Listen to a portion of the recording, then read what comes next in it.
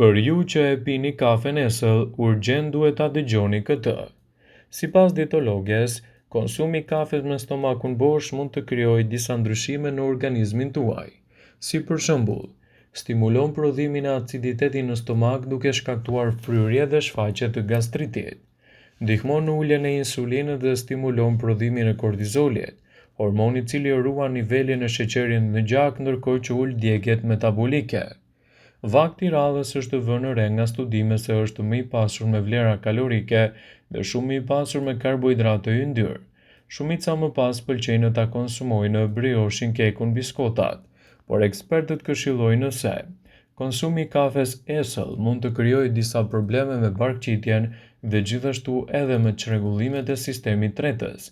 Prandaj është e rëndësishme që asesi të mos e pini kafen me stomakun bosh për të evituar kështu efektet negative të saj, sidomos nëse e pini për një kohë të gjatë.